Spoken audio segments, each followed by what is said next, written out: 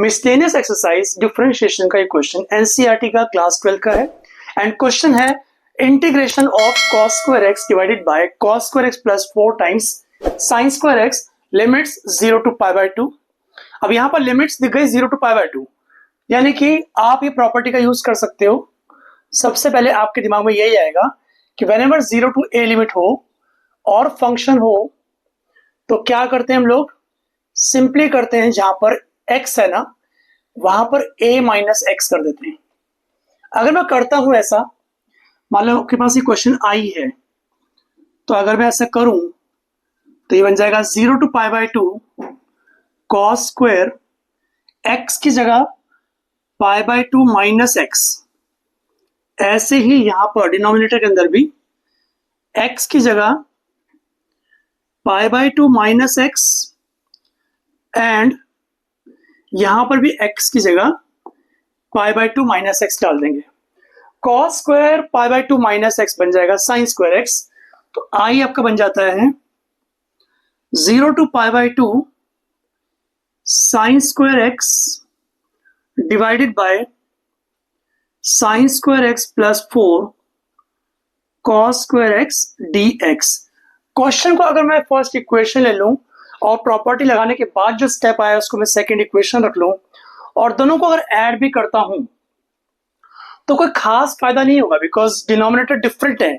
ये है cos square x plus 4 sin square x और यहां पर है sin square x plus 4 cos square x। तो ऐड करने पर भी फायदा नहीं होगा, यानी कि 0 टू a वाली प्रॉपर्टी जो है वो इस क्वेश्चन के अंदर यूजलेस हो जाती है, कोई इसका यूज नहीं है। तो हम इसको ड्रॉप करते हैं आइडिया को, हम इस क्वेश्चन को किसी और मेथड से करेंगे एंड वो मेथड काफी इंटरेस्टिंग है। ध्यान से देखना, हमारे पास ऊपर है cos स्क्वायर x और नीचे है cos square x plus 4 times sin square x। तो एक काम करते हैं हम लोग, क्वेश्चन के अंदर यूनिफॉर्मिटी लेके आते हैं, मतलब जहां पर sin स्क्वायर x है वहां पर हम करेंगे 1 माइनस cos स्क्वायर x और देखते हैं उसके बाद क्वेश्चन इजी होता है या फिर थोड़ा टफ होता है। ये है 0 to pi by 2 cos square x dx upon cos square x plus 4 times, जहां पर sin स्क्वायर x है वहां पर 1 माइनस cos स्क्वायर x कर देते हैं। ठीक है, इसके बाद देखो i is equal to 0 to pi by 2 cos square x upon ये बन जाएगा 4 माइनस 3 cos स्क्वायर x। इतना ठीक से आ गया। ये जो क्वेश्चन है ये एक इम्प्रॉपर इंटीग्रल है, बिकॉज न्यूमरेटर की पावर और डिनोमिनेटर की पावर सेम है। तो डिवाइड करने पर बेनिफिट हो सकता है, अगर मैं न्यूमरेटर को डिनोमिनेटर से डिवाइड कर लूं तो पक्का बेनिफिट होगा, लेकिन डिवाइड करने का भी हमारे पास एक शॉर्टकट तरीका है, वो क्या बताता हूं। अब क्या करो, -3 से डिवाइड मल्टीप्लाई कर लो। एक सेकेंड देखो, यहां पर आपके पास क्या है, cos स्क्वायर x है ना, मैंने क्या बोला, -3 से डिवाइड एंड मल्टीप्लाई कर लो। तो यहां आ गया -1/3 और यहां पर आ गया -3। अब क्या करना है, अब इसके अंदर न्यूमरेटर के अंदर 4 ऐड करो, 4 सब्ट्रैक्ट करो। ऐसा हम क्यों कर रहे हैं, क्योंकि डिनोमिनेटर के अंदर हमारे पास 4 माइनस 3 cos स्क्वायर x है। यहां तो ठीक से आ गया।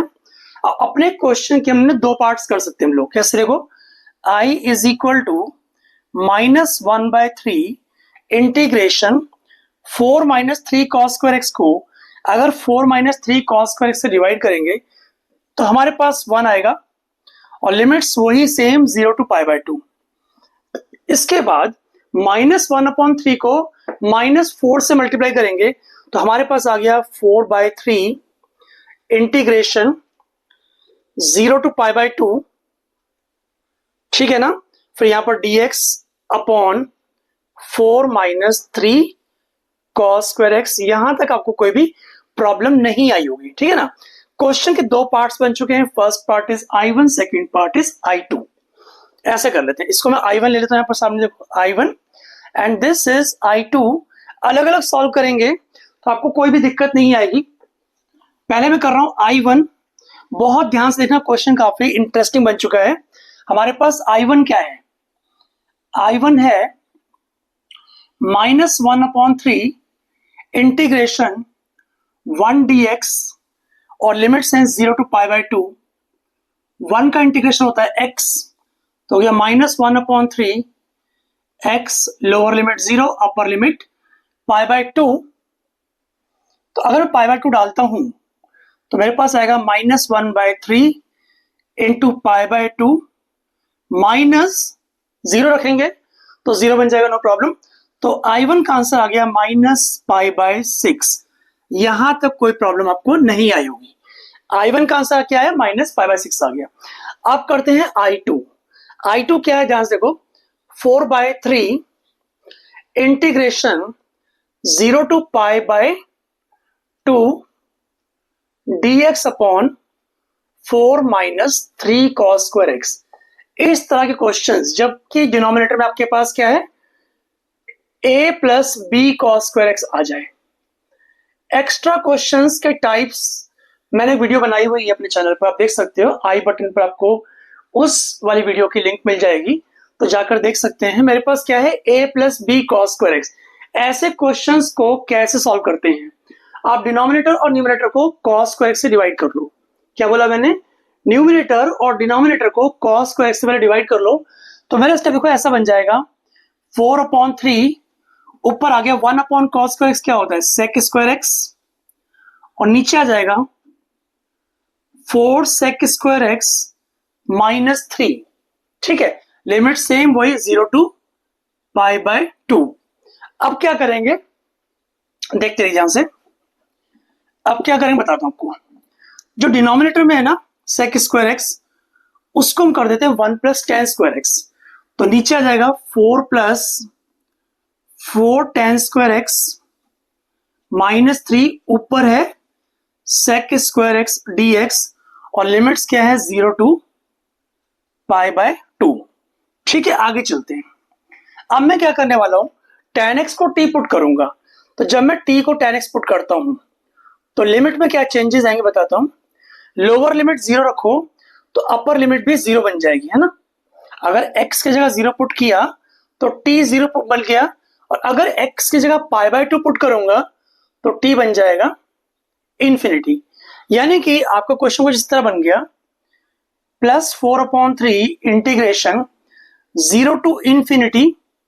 अगर t को tan x पुट किया है तो डिफरेंशिएट भी करना पड़ेगा, तो ये आएगा dt/dx is equal to sec square x। sec square x into dx बन जाएगा dt। तो यहां पर आ गया dt, और यहां आ जाएगा 4 - 3 1 होता है ना, 1 + 4t²। यहां तक आपको कोई भी प्रॉब्लम नहीं आई होगी। एक बार फिर से ध्यान दो, हमारा I1 का आंसर -π/6 था। तो एक काम करता हूं, जो आपका आंसर आएगा ना वो ऐसा होगा, देखो I is equal to I1 + I2, यानी कि I बन गया, I1 का आंसर -π/6 है। अभी जो भी I2 का आंसर आएगा ना वो यहां पर हम लोग सब्सटीट्यूट कर देंगे। तो अभी करते हैं I2 का आंसर, ध्यान से देखो। तो मेरे पास अभी तक क्या आया, मेरे पास है 4/3 integration 0 to ∞ dt upon 1 + 4t²। इसको हम 4t² + 1 लिख दे, कोई दिक्कत नहीं है। अब क्या करूंगा मैं, डिनोमिनेटर में से t कॉमन निकल रहा है, निकाल लेते हैं ना, t कॉमन निकाल लेते हैं, सॉरी 4 कॉमन निकाल लेते हैं बाहर। तो 4 कॉमन निकालने पर 4/3 इंटू 1/4 आ जाएगा। अंदर बचेगा 0 to ∞ dt अपॉन, यहां पर ध्यान से देखो 4t² में से अगर 4 बाहर निकल गया है तो अंदर बचेगा t², और यहां आ जाएगा 1/4, जिसको हम 1/2 का स्क्वायर लिख सकते हैं। ठीक है, स्पेशल इंटीग्रल्स के 6 रिजल्ट याद कर लेना, और उसमें से एक रिजल्ट ये भी था dx/x² + a²। ये रिजल्ट था 1/a tan inverse x/a + c। तो ये बन जाएगा, 4 तो कट गया, 1/3 क्या लिखा मैंने, 1/a, 1/1/2 मतलब 2 हो गया ना, 2, फिर आएगा tan इनवर्स x/a अपॉन मतलब ऊपर जाकर 2 बन जाएगा, तो ये आ गया आपका यहाँ पर 2, ठीक है।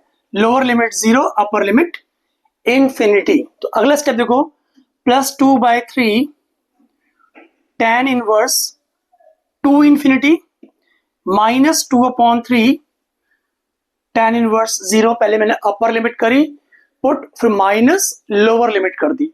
अब देखो यहाँ पर tan इनवर्स 0 तो 0 होता है, तो ये वाला पार्ट तो यूजलेस हो गया, काउंट नहीं होगा। 2 इंफिनिटी बोलो या इंफिनिटी, बात है कि and tan inverse infinity is π/2, तो 2/3 इंटू π/2, 2 कट गया, π/3 हमारा I2 का आंसर आ गया, ठीक है। I1 का आंसर था -π/6 एंड I2 का आंसर क्या है π/3, तो यहां पर देंगे π/3। अब -π/6 और π/3 को मैं ऐड करूंगा, ध्यान से देखो 6 और 3 का एलसीएम होता है 6 को करेंगे 6 से डिवाइड, आएगा 1 को -π से मल्टीप्लाई कर देंगे, इसके बाद 6 को 3 से डिवाइड करेंगे, आएगा हमारे पास 2 को π से इंटू करेंगे तो 2π आ गया, 2π में से π माइनस करेंगे तो π आ गया, डिवाइड बाय 6, और ये हमारा आ गया इस क्वेश्चन का कंप्लीट आंसर। इस क्वेश्चन के अंदर किसी भी स्टेप में आपको डाउट हो तो कमेंट सेक्शन में कमेंट करके पूछ सकते हो, मैं आपको जरूर रिप्लाई करूंगा। Thanks for watching, bye bye.